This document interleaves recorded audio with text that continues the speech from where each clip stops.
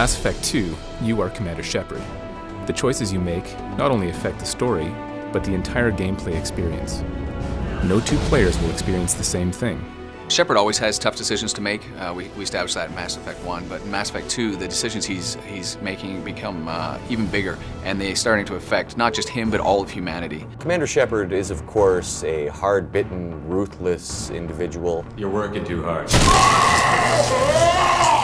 Or perhaps he's a kind-hearted, nice individual who helps people out when he can. It's the nature of this game that he can really be anything that the player wants him to be. You'll determine your character's gender, your appearance, your powers and skills, and even how humane or brutal you are. Well, the Paragon and Renegade system works very similarly in Mass Effect 2 as it did in the first game. When you make decisions, not only do they impact the game, but they'll impact the look of your character. It's actually your Paragon Renegade status that affects whether you're able to charm or intimidate somebody. Time to spill a little merc blood. Glad to see you haven't changed. This game, we wanted to give you the ability to personalize your armor. You can choose color, tint, there's camouflage, there's striping, there's various material variants. You get the armor that performs the way you want it and looks the way you want it. The player will appear in all cutscenes exactly the way they want to appear. So all their armor will be there, all their exact guns. So that's really exciting because it helps to draw the player that much more into the cinematic experience, because that is their character playing out that adventure. Well, I think everybody loved the idea that you could go off the beaten path of the story and explore the galaxy.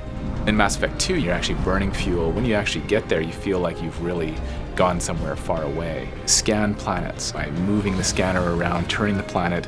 When you find a location, that becomes what we call an N7 mission. The N7 Worlds was a chance for us to really explore those special science fiction moments you see in the movies, and giving the level artists a chance to do something different and unique that you really can't bring to the core game. Some of them are standard length, like 30, 40-minute missions. Other ones are very short, like 10 minutes. They all tie back in the main story somehow.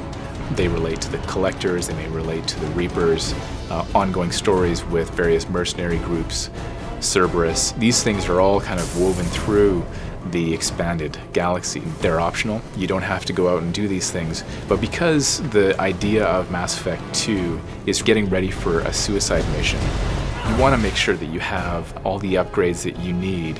Just because we can follow the collectors doesn't mean we can take them out. I don't want to go after them until I know we're ready. If you don't have your guns upgraded, for example, on the Normandy, there will be repercussions in the endgame for not having that. So it's obviously in your best interest to go out and make sure that you explore and do these research missions. Mass Effect 2 is your story. How will you play? The more people we have on our side, the better our chances of success. Shepard!